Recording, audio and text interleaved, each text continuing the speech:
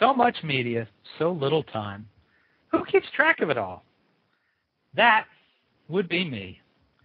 This is Bob Andelman. That's me. And this is the Mr. Media Interview, recorded live on blogtalkradio.com on June 13th, 2008. Guys, here's an offer you can't refuse. A lesbian woman is going to give you tips on picking up a hot woman. I know. The whole idea made me laugh, too. But then I read Robbie Lee's book, The Straight Man's Pocket Guide to Picking Up a Hottie, written by a woman who loves women. And I thought, why not? I'm not in the market for love, but I know an awful lot of guys who are, and who just don't understand why some guys succeed and others fail. Maybe you've just been looking in the wrong place, going to the wrong source for the answers. So let's see if we can help you out today. Robbie Lee, welcome to Mr. Media. Hey, Bob. Thank you so much for having me on your show today. I've been looking forward to it all week. Me too. A lot of pressure on you. It's very easy for me. So, Robbie, let's start here. What is a nice lesbian woman like you doing offering to help men pick up women? I mean, I'm thinking kind of like, isn't that like the wartime equivalent to aiding and abetting the enemy? You know, Bob, that's a good question, but to be honest, I really wrote it. I love women. I mean, you know, my mom was a great mother. She was a great woman. I had a lot of influences in my life who were great women. And I really wrote this book for them because, and I think I even say that in my book somewhere, that I'm writing it for the women because, you know, there are a lot of women out there who are looking for a good man. And if I can teach them what I know, then the women will, I mean, obviously the men will reap rewards from that too, but it's really the women that I'm focusing on, that they will get what they want from the man that they want. So that's why I want to help guys, because I want to help the women too. Okay, you want to help the women too, because it's hard to, it's a great catch. I mean, it's a great hook for you. A gay woman helping straight men find women. It's almost mind-boggling to imagine. It is. You know, I hang out. I hang out at mostly straight places just because I find them more interesting, and I love hanging out with guys. And it's sometimes it's hard, you know, when you have like a buddy or you know you're out shooting some pool and you know you see them doing something kind of inappropriate. And even the fellows at my work, I have a full-time daytime job, and you know sometimes I'll say something, you know, maybe about something about what they're wearing, or I hear them telling me a story about something that happened with you know their wife, and you know it's getting inside a woman's head, and I think I have an easy time with it because women feel comfortable around me, and I've had women tell me you know what's going on with their guy or. You know what? You know that they haven't been with a guy in a while, or they're done with guys, or whatever. So, I think being around women all the time and dating them, it just really, you know, I just wanted to find a way to put it on paper and see what can happen with it. And it's been a lot of fun. I mean, the research was definitely fun. All right, tell me about the research because. You don't just sit down and write a book like this. You know, what did you have to find out about men? What did you have to find out about women? And, you know, how did you go about putting this together? Well, I did it in between actually dating. I think at some point in my life a few years ago, I stopped. I wanted to take a little time out and not date women. And I started going out more with my friends. And I was hanging out at this. There's a really fun place in Woodland Hills or Calabasas, California, called the Sagebrush Cantina. And it's a lot of it's a meat market type place, and a lot of guys, a lot of girls, and they all want to meet somebody. So I'd go out there every Sunday afternoon, drink some margaritas, listen to some good music, and I would just listen. I would sit there and listen to a guy's table and talking about a bunch of girls, and some of them, you know, some women aren't approachable, you know, so there'd be a guy sitting over on the sideline, and him and his buddy are talking about this one girl, you know, who's like super hot and like scared to go up to her. So I actually went over to the guy, and it kind of just started as a fun thing for me, but I said, I hear you and your buddy talking, and you've been talking about that girl over there for like the last half hour. Why don't you go over and talk to her? Go make a move, go do something. And he's like, no, she probably wouldn't be interested in me. So I came up with a little idea for him on how to approach her, and it kind of started from there. I was like, wow, and it worked. I mean, the girl was interested in talking to him. I mean, I don't know if he ever got her phone number. I didn't stick around for that, but he got in. She invited him to sit down, and that's kind of how it started. So I started going out to the sagebrush all the time, and just kind of like doing a little. I'm a scientist in the daytime, and I love collecting data. So I just started collecting, making observations, collecting data, and I sat down and put it in the book. Okay, what kind of I wanted to ask you about this. What kind of scientist are you during the daytime? What do you do for a living? I'm an air scientist. So I actually do kind of air quality, implementing regulations for air quality. As you know, in California, the air isn't the best. So I work for a department who focuses on air quality. Public or private? Public. I work for the state. Okay. So yeah, so it's writing the book helped me to do something creative, and I kind of have a creative and scientific side to me, and I like to play a lot. So in between all those, it's it's got to have something to pay the bills and all that, and I love what I do. So it's a great well-rounded kind of thing. And how did you make the leap from helping guys out in a bar situation to writing a book? How did I make that leap? Well, I don't know. I was curious about. I think the first thing I did was research about what other kind of books were out there, and about self-help dating type books, and there was nothing written by a woman. Well, there was nothing written by a gay woman. There's a book out there, a very attractive psychologist or psychiatrist or something wrote a book about how to date hot women, but it's like women like her. She's pretty attractive. And I think there was one chapter in one book, and I don't remember which one it was, that a lesbian actually wrote how to, make love to a woman or pleasure a woman or go down on a woman or something. But it was just one little chapter in a book written by a straight guy.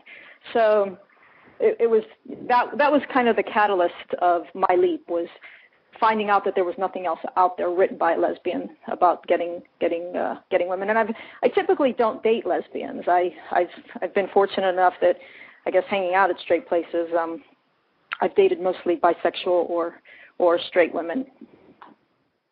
So I believe the term would be formerly straight women. Formerly straight women, yes, or ones that have always wanted to be with a woman, or like I said, there's some who just, they had their last try at a guy, and it's like, well, let me try a girl. So yes, but some of them have gone back. I had a girlfriend once who she was straight, and we were together for 6 years, but she wasn't a lesbian, and my mother always found that funny when she'd make reference to my girlfriend as a lesbian. I'm like, Mother, she's not a lesbian. And she's like, well, she's with you. And I'm like, I understand that, but she's really not a lesbian. And now she's married and has a baby, and we're still great friends. Oh. It's interesting, because if it was a man who tried being with a man for 6 years, I don't think anyone would argue, and pretty much everyone would say, yeah, he's gay. But with a woman, it doesn't seem to have that same. No, I mean, look at what's on television today. I mean, aside from the L word, you have that Jackie exercise girl out there. And Tequila. They're all about women. People. I don't know. People have a fascination with women and being with women, and I mean, I think a lot of guys have fantasies, of course, about being with two women, and it's really, I've never heard that before. You've never thought about that, Bob? I think it's more, how often have I stopped thinking about it? Let's come back around here. We could, because I'm sure we could talk about this for the whole hour, and then we wouldn't help you sell any books. So tell me this: what do straight women really want? I think it boils down to, I'm going to say 3 basic things, even though I probably identify more in my book, but I'm going to give the 3 bottom basic things. They want to be treated special. I think, I think if you make if you make a woman feel special every day, she is just going to love you. I mean, they want to feel special, they want to feel safe, and they want you to pay attention to them, and they want a good lover. Okay, so that's 4 things. But they definitely want to feel safe. I mean, you want to be able to walk down the street with your man and feel, protected. You don't, I mean, the world's kind of a cynical place today, and you hear of things happening every day, and I mean, I'm not saying, he has to be like a big burly guy, but he just said he'd be able to protect her, or at least intervene anything, and just feel comfortable that she could walk down the streets of Laredo or New York or wherever they live and just feel safe. And where do men mess up so much in terms of attracting? I'm having a hard time using the word hottie, so let's just say. Yeah. I mean, and I do say in my book, Bob, that hottie is whoever you are interested in. It doesn't have to be, a Elizabeth Hurley type girl. It can be, she can be a truck driver and still be your hottie. But where do they mess up? I think they mess up sometimes from the beginning. I mean, I during my observations out at the the clubs and bars, or even in the supermarket, a lot of it's related to inappropriateness. Either they inappropriately say something, or they come on too strong, or they come on with a line, and there's nothing sincere. And I think a lot of women get the sense that, of course, that men just want to get in their pants. So, whereas, and so that's kind of like one of the techniques. I mean, for me, I don't seek out a woman to sleep with her. I mean, obviously, I want to at some point, and I'm super attracted to even if I'm super attracted to her, I don't come on to her with the intent that I want to have sex with them. So I think that's sometimes their mess up point. It's just the initial approach and attitude and behavior. So I think women want sincerity. They don't. I mean, if you take your time, you'll get to sleep with her. If she gets to know you beyond, a penis, I guess. Yeah. There is to some of us there is something more than a penis. Yes, absolutely. Some of us, I think that's pretty much about it. Yeah. You say in the book that you don't necessarily condone the use of a line, like something that the guy says every time. And you have two. I think there were 2 here. Yeah, there were 2 lines here that you've said, and I like this. One, you said to a woman, "You are so hot. If I had to choose between you and air, I'd choose you." I like that. I wish I'd heard that 20 years ago. And then the other one was something you said to another girl. You are so sexy. If I had $5 million, I'd give you 4. Those are great lines. Yes, and the reason why they're great, Bob, and that's why I don't typically condone lines. But if you can think of something that, and those were in the moment. I didn't sit at home one night trying to come up with some creative lines. I mean, they just flowed out of me, but that might be just, through my creative side. But if you say something that's a line that's unique, and both those lines, both those girls, and I've only used those twice. I mean, once each on those particular girls, that they said they had never heard of those lines before. And I got to tell you, they were both strippers, so I don't know. I don't. So I think it would be valid that they have probably heard a lot of lines in their days, and that they had never heard those before. So sometimes a line would be appropriate if, given the situation. So, and I actually got to date one of those girls, so it turned out all right. Let me give out our phone number. I'm hoping that some of our listeners will be bold enough to call and ask you a question. If you're listening to the show live today on June 13th, give us a call, 595-3135. I'm sure Robbie would love to hear what's on your mind. I know I'm very curious to hear what's on your mind. I'm at a disadvantage here. I'm an old been married 20 years. I haven't been out looking for it as a single person in a long time. So I need some people to call in because I'm a generation removed already from all this.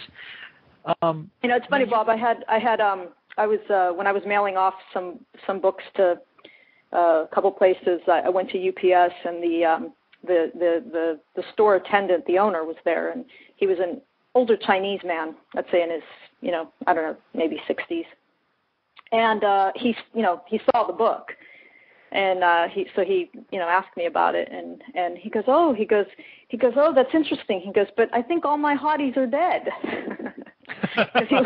he liked Gina Lola Brigida. I don't know if she's dead, but he seemed to think she was. So.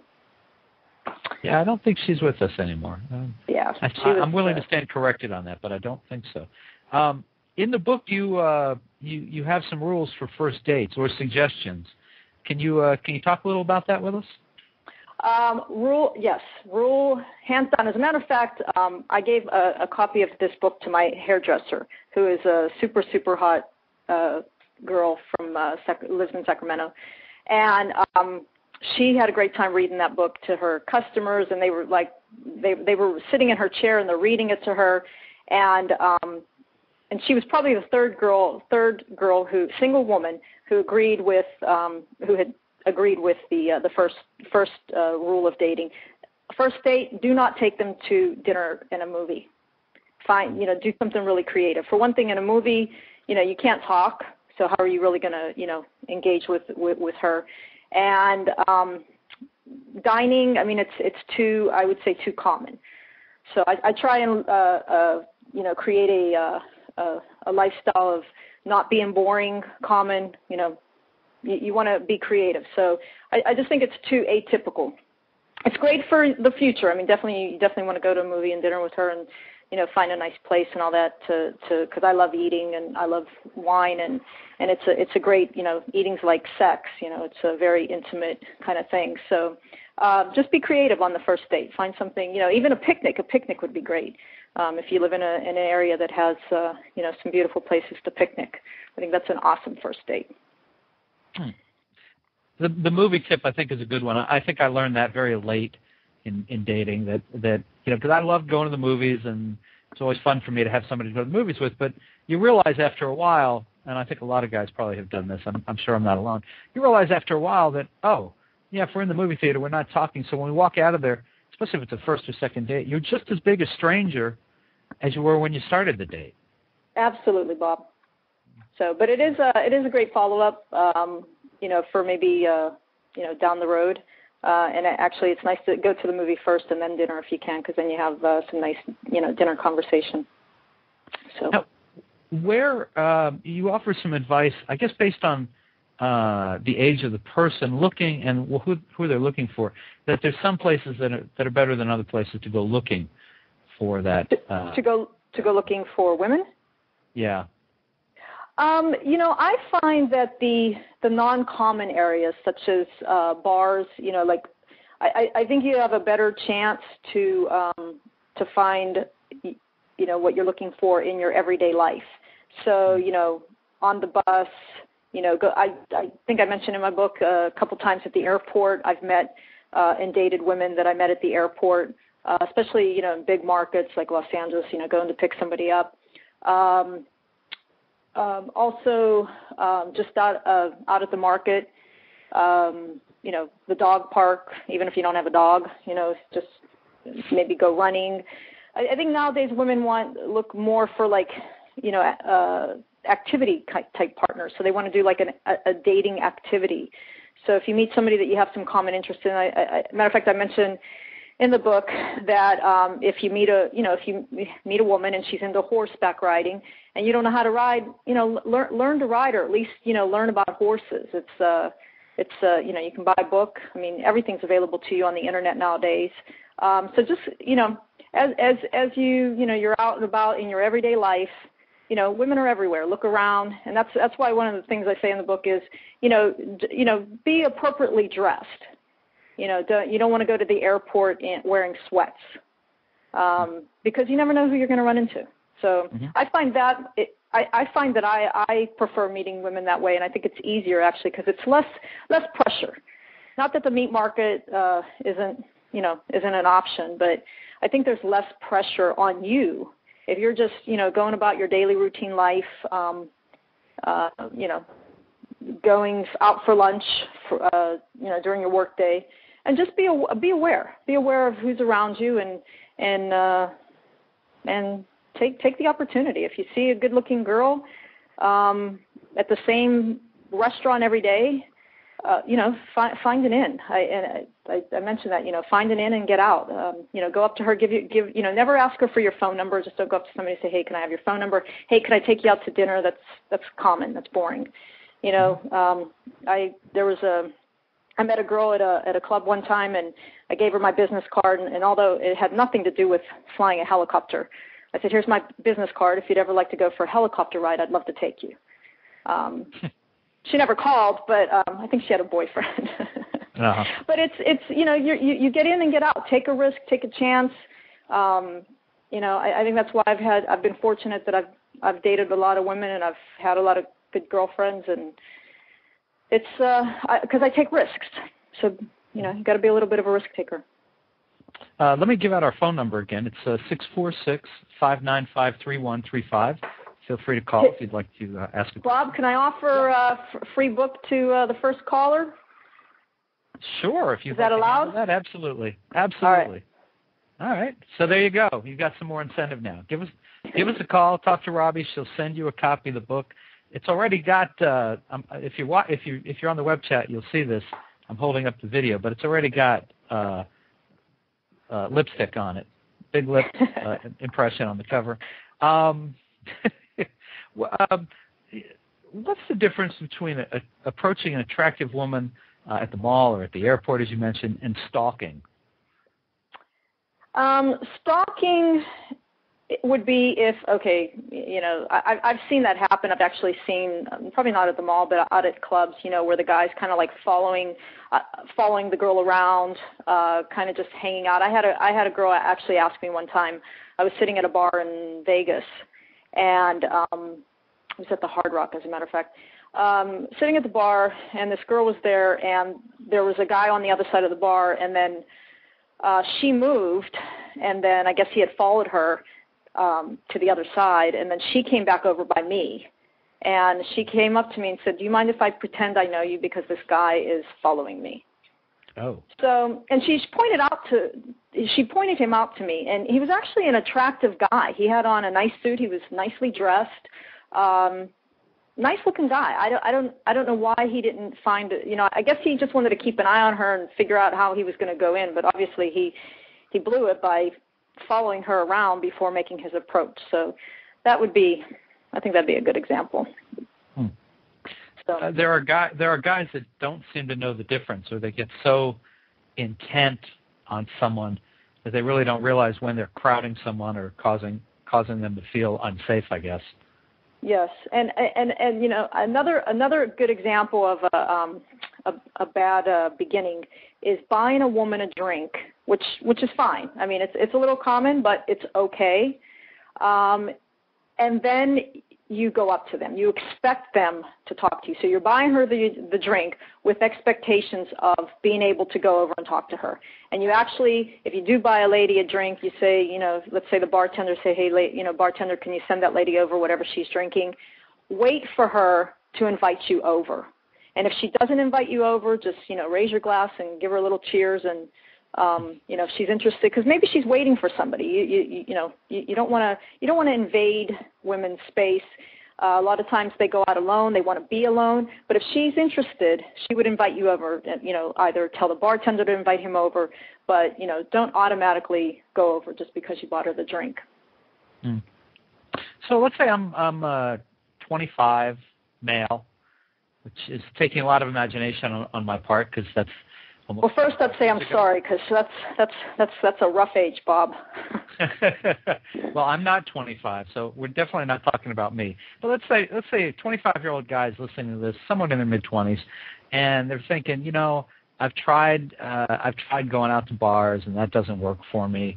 I don't seem to meet anyone there, and I'm just get humiliated. Where can they go? What should they try? Is there any such thing as a surefire solution for this guy? You'd probably have to see what type of women is he dating within his what's his area, let's say. If he's attracted to 16 or 17 or 18-year-old girls, I think that would be a little rough. There's a lot of guys. I have a nephew actually who's like 29, and he tends to date a lot younger than him, and it doesn't work out. It usually doesn't work out because they're kind of like in different places. So I think that's you have to have some thought about that. I mean, if you're serious, if you're interested in dating somebody for a relationship that you want to have a girlfriend type thing, you kind of need to look at that. If you're just or if you're a 25-year-old guy and you just want to get laid, then you need to look at that. So if that's what you want, then you need to find the girls out there who want to just have sex, and they're out there. So you just need to kind of pay attention. One of the keys that I think I probably repeat in the book over and over again is paying attention. So paying attention, so you see a girl, 25-year-old, let's say he's out at the mall. We'll use the mall. And you see a girl that you like. Obviously, you don't know what her interests are, if she's interested in finding a boyfriend or whatever. Just go up to her. Just say I recommend having business cards and have your email address on them, not your phone number, because girls typically won't like to call, or MySpace. I mean, MySpace is a great way. So you can go up to the girl, say, hey, my name's so-and-so, I'd like to give you my card and, have you as a MySpace friend, something, but you have to be creative. I can't, it's hard to like give a situation for a 25-year-old because I don't know what he would be doing. But, if you're at a concert, hey, you can just start talking to her. Hey, I had this new CD and it's great. Do you have it? So you can find a commonality depending on what type of situation you're in. So, the key is being creative. You have to, you just have to really pay attention, be aware, and be creative. I think creativity is probably the key for anybody. So, if he's out at a baseball game, let's say he's in college and he's at a baseball game and she's there with her friends because one of her friends' boyfriend's playing baseball. There's a commonality. She's at the game, you're at the game. Find something, be interesting, and sometimes that may take work on their part, reading up on current events. I mean, women are, I think, more evolved, and, they want somebody to say something interesting. So read, visit the internet, find out about global warming. I don't know, just be interesting. Be interesting. I got to say something, Bob, about online dating, before I forget, because I really wanted to, for your listeners. Sure. Online dating is a great way to meet girls. But the key first date, the first meetup of an online date, do not make it, dinner. Don't make it something lengthy. So make it coffee or tea or a drink, something quick, and this way you're not, I've been guilty of it myself. I got a little overzealous one time, and I actually invited somebody out to dinner that I'd been corresponding with for a month, and I broke my own rule, and I went out to dinner, and it didn't turn out good, and I was like, darn, why did I do that? I should have just stuck to my usual and do the coffee. It just, there was no chemistry. So just stick to something short, a half-hour thing, and if it ends up that you like each other and you want more, then you can always say, hey, do you want to go out here, afterwards? But the initial meet, if you're doing online dating, keep it short, and meet her before the time goes on too long. So in other words, don't have endless emails and endless phone conversations. I know people who talk for like 2 months before they even meet. And you don't want to do that because, the time is short, and a lot of times people aren't who they say they are. So, you show up, and she ended up showing you pictures from, 10 years ago. So I'm thinking of I remember being set up once when I was in college. My well-meaning aunt set me up with a girl who used to live down the hall from her, and we wound up at the same college. And we had these great long conversations on the phone, finally got together, and she was a lot cuter on the phone, and yes. a lot taller on the phone. And as soon as we met, I thought, oh, my God, I can't believe I asked her out to dinner. Now I've got to spend the next hour and a half with her. And then I took her home. She was like, do you want to come upstairs? I was like, well, yeah, okay, kind of thinking, what's the way out of this? So I go upstairs. I think, okay, well, I'll just see her up, and then I'll get going. No, come on in. And then she excuses herself for a minute. I swear to God, this is an 18-year-old girl who said, I'm going to go put on something more comfortable. And I thought, I've only seen that in black and white movies. And then she came out, and I thought, okay, I got to go. I can't, there's easy, and there's just like, ridiculous. Yeah. Yeah, you definitely want to avoid. You definitely want to avoid that if you can. Now, a minute ago, you mentioned something about global warming, and so along that line, you want to tell guys something about their bodily functions, don't you? Oh, yes. Matter of fact, when we were talking about tips, there's so many tips to keep in mind. And one of them is keep it sexy. I don't care, if it's the first date, if you get married, if you're married for 20 years. Excuse me. I am a big believer of keeping it sexy. And basically what that means is you don't want to do the bodily function things in front of her. You don't want noises, burps, whatever.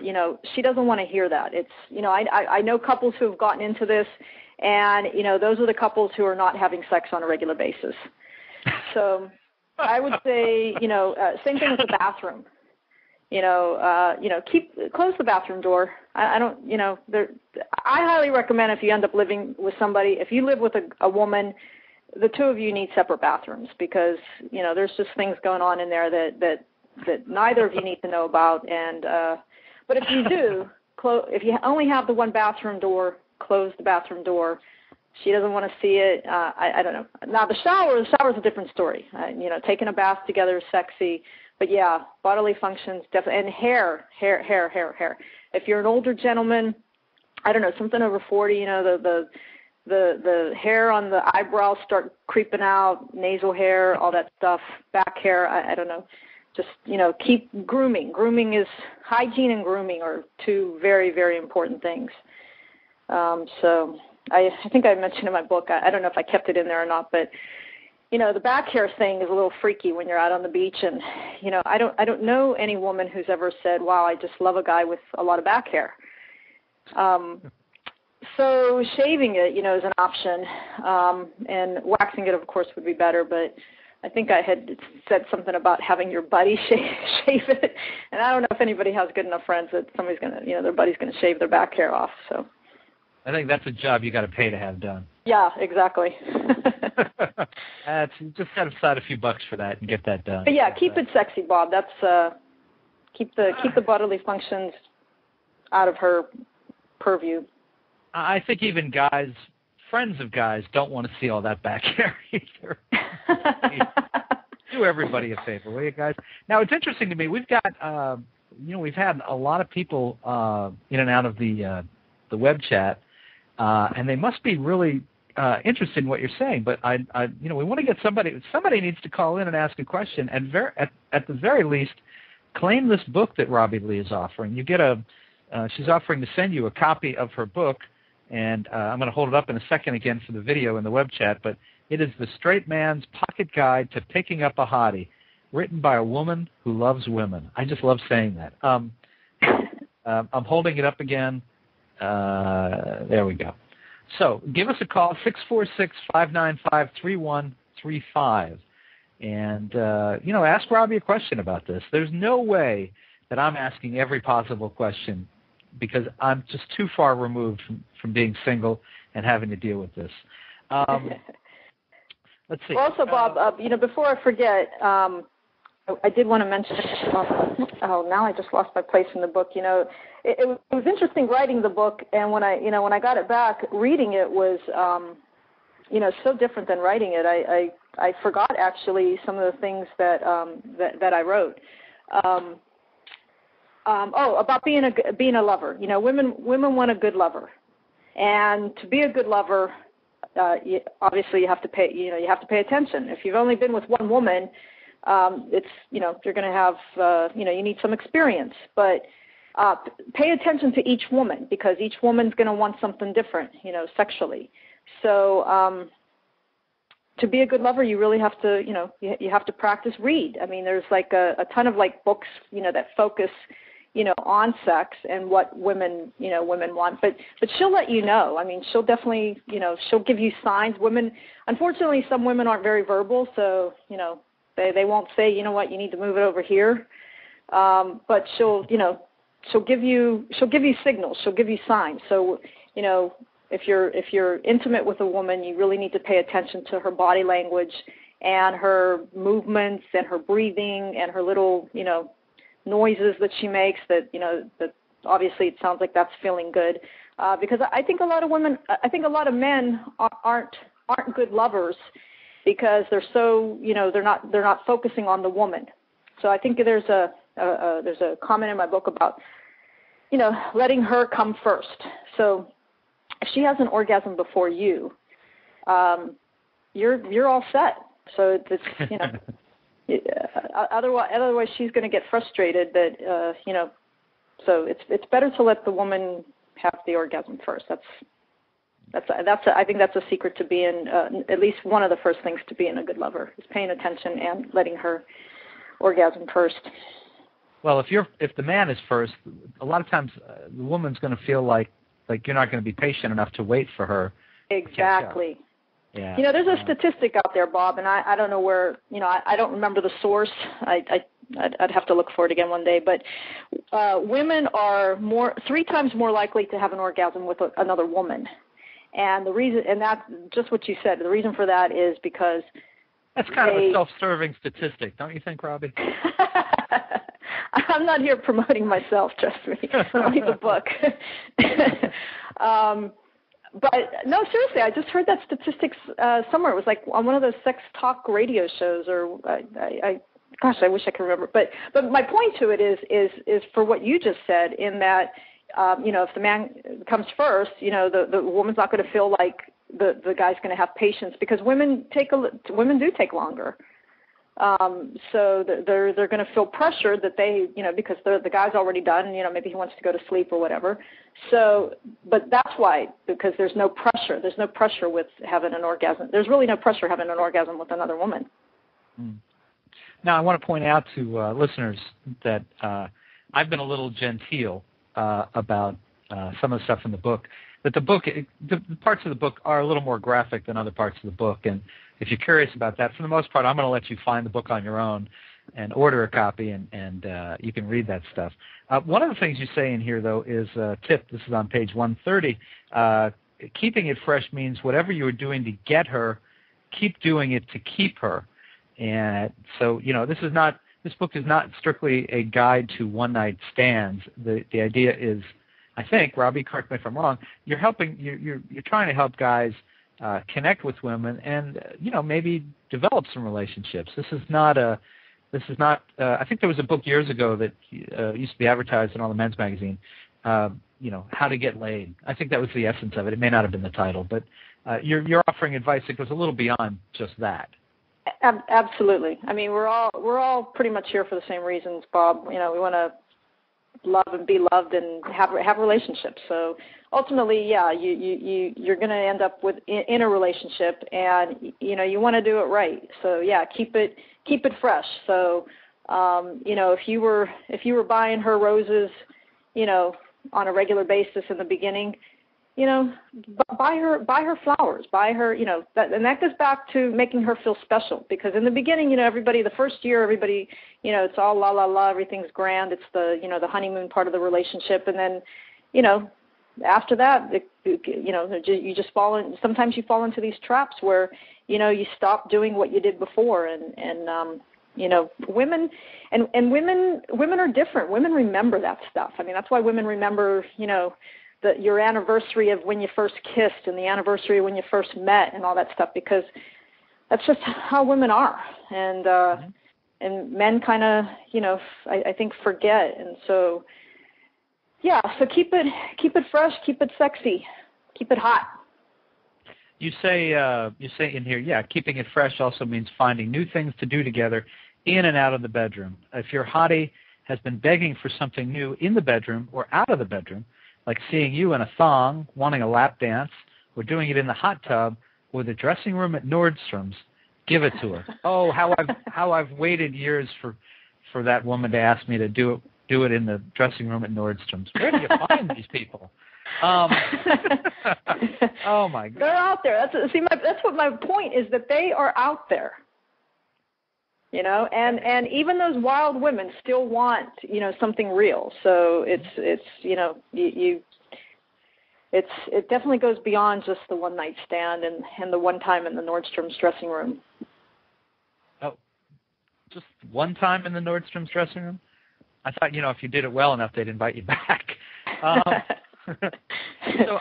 I'm thinking that guys who love girls and girls who love girls will particularly want to read Chapter 8 in your book, Robbie's Hotties, which is a little off topic but entertaining nonetheless. These are some of your own conquests and how you met and, pardon my terminology, scored with some of these women. It's a pretty interesting chapter. Guys want to check it out. Like I said, guys or girls might enjoy this chapter. One of the reasons why I included that chapter, Bob, was to give different examples of outcomes. So like how I met them and then the outcome of them. So one of the girls that I met, the hairdresser, I wanted to meet her. So how could I meet her? Well, she's a hairdresser. How do you meet a hairdresser? Go get your hair cut. So, I found out where she was, and I went and got my hair cut, and we ended up moving in together, 4 or 6 months later, whatever it was. So it gives you it gives you ideas of how you can meet somebody, and that the outcomes can, turn out to be what you want. So that's why I included it. Definitely don't want to consider them my conquests, although some of them might like that. But anyway, that was a fun chapter to write. That would be the chapter of the book that would correlate to Dear Penthouse, I never thought it would happen to me.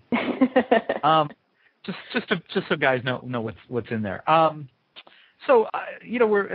starting to wind down a little bit here. Do lesbians generally know the stuff about girls that guys should know, or is it just you, Robbie? Any lesbian that pays attention, because lesbians, they have their own little ideas and their own traps that they fall into, and all lesbians know that lesbians have drama, but no, there are other women out there who, and again, it's any human, any male or female. If you pay attention, you will learn everything you need to learn about how to get the person that you want, how to attract that person. You have to pay attention. Pay attention, be creative. So there are other probably lesbians out there who can, who probably date the same way I do. But it's because they pay attention. I think women have more patience in general. I don't like making generalities, but I probably do it a lot. But that movie, I don't know if you remember, I mentioned it in my book, that Mel Gibson movie. What where Women Really Want? Yes. I mean, that's like a perfect example of like what, of course it's extreme that he could actually hear what they say, but you don't have to be able to hear what women say. You can actually just, that they know that their basic makeup and that they definitely want to feel special. So if you learn one thing today from our conversation, not you, but your listeners, and you never buy my book, but if you want to take one thing away from this interview, just pay attention and, put her first. That right there, if you just went out today and did that with, if you have a girlfriend or you've been dating somebody or whatever, that will just change your whole personality, your dynamics, your concepts, your behavior, whatever. You'll have a benefit from that. Let me give our number out one last time before we head into the home stretch here. If you've got a question for Robbie, or a comment, or a story, or a limerick, give us a call, 646-595-3135. We're going to wrap it up in just a couple of minutes. Have you ever played for, or maybe I should ask, with the other team? Have I been with men? Yes. I actually, it has been a very long time. The last gentleman I had sex with was probably in '93, and he looked like Jean-Claude Van Damme. Oh. That was, yeah. So it's been a long time. Although I did have a situation not too long ago that I ended up. I was at the Sagebrush Cantina, and I ended up at the porn table. There's the porn capital of the world is the San Fernando Valley in the Los Angeles area. And I was at this table, and it was all porn stars, and so girls, guys, people, cameramen, everybody who was in the porn industry, just one big table of porn people. And so the porn guys found out that I hadn't been with a guy in since '92 or whatever. So I guess unbeknownst to me, I became like a little conquest or whatever that they were. They wanted to have sex with me, and so they got this.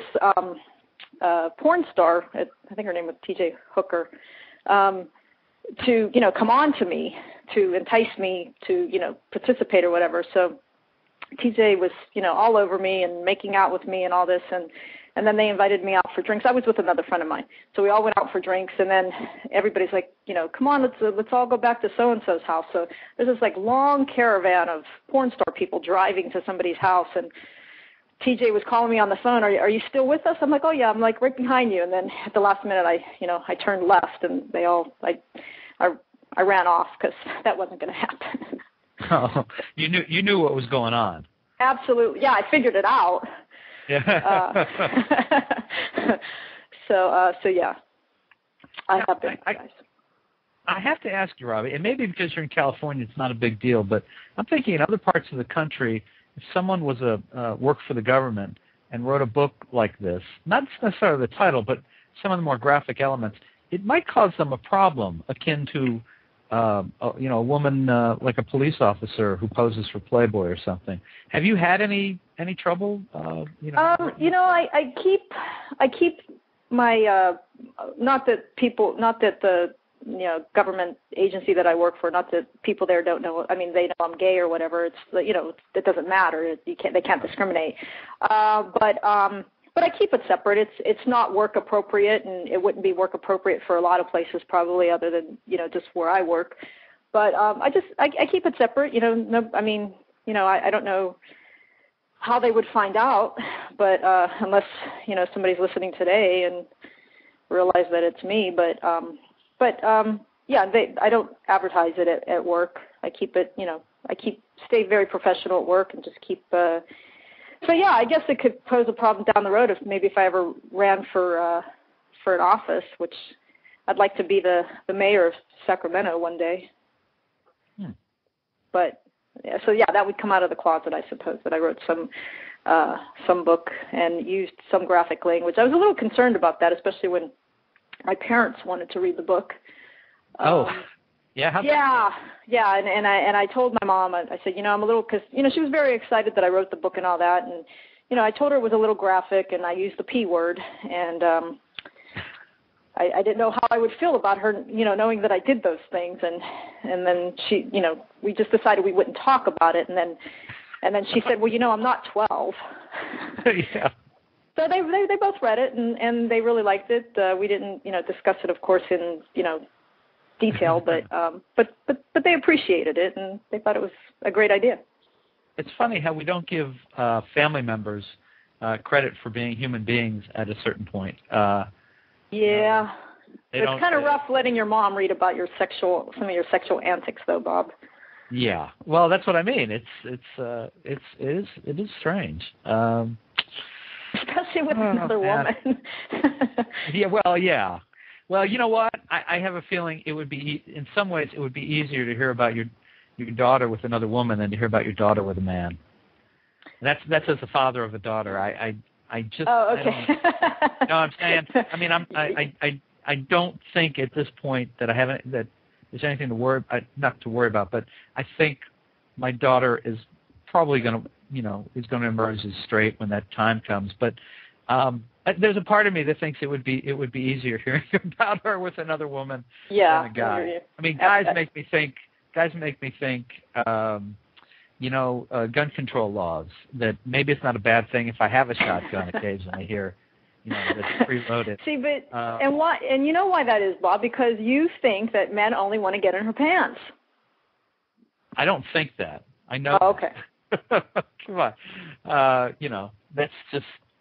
Yeah, that's the toughest part when you realize, oh, my darling daughter. Oh my God, my darling daughter. Howard Stern talked about that a couple of weeks ago. He was like, I know what you guys are thinking. You see my own, the guy's dating my daughter. And I like the guy, but then I realized, oh my God, he's banging my daughter. And I just want to beat the crap out of him. And it's just, he says, I know it's irrational because I come in here every day and this is what I talk about, but it's my daughter, damn it. Oh. Anyway, so that's a little off the topic. So what's next? Are you, I would think you could almost do seminars on this topic. Yeah, I kind of took the last 2 weeks off. I've been getting it in some local bookstores and getting the book or getting it. I haven't done it in a bookstore yet. Okay.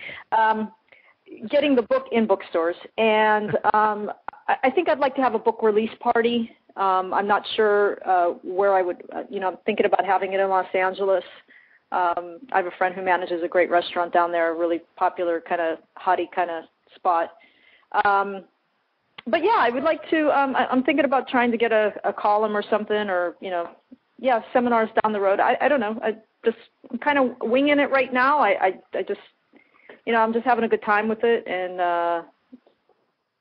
just see where it goes. Like I said, it's working a full-time job. You kind of got to work around that, and I have some vacation time coming up. So everywhere I go, I was just in San Francisco a few weeks ago, and I got the book in a bookstore over there, and there's a couple sex shops here in Sacramento that are going to carry it for me, and just getting it out there. I just want to get the book out there and see where it goes. And yeah, I think a seminar would be a great idea. Very good. So, well, folks, you can learn more about Robbie Lee's new book, The Straight Man's Pocket Guide to Picking Up a Hottie, written by a woman who loves women, by visiting her website, www.robbie, R-O-B-B-I-E, 411.com. That's solid, Robbie, R-O-B-B-I-E, 411.com. You can also check out her MySpace page at www.myspace.com/Robbie Lee, L-E-E 411. And you can order her book on MrMedia.com and Amazon.com. Robbie, thanks so much for joining us today. Bob, thank you. I had a great time, and I love listening to your show. I've been listening to it over the last couple of weeks, and I've been enjoying it a lot. So thank you for inviting me, and I'll be talking to you. Thank you very much. Good luck. Thank you. All right. Bye-bye. So for dozens more celebrity and media newsmaker interviews, surf over to our main website, www.mrmedia.com. That's where you can listen to my earlier conversations with the stars, creators, and producers of Army Wives, 24, The Big Bang Theory, Pearls Before Swine, Tell Me You Love Me, The Dark Knight, Will Eisner's The Spirit, and many others. And please, please, please, please, I'm begging you, think about writing an online review of Mr. Media or marking Mr. Media as one of your favorites, whether you listen to the show on Blog Talk Radio, Blueberry, Zencast, Odeo, Digital Journal, or iTunes. Folks, thanks so much for joining us today and spending a little bit of your day with us. I really appreciate the time you put in. Come back and listen to us again next time.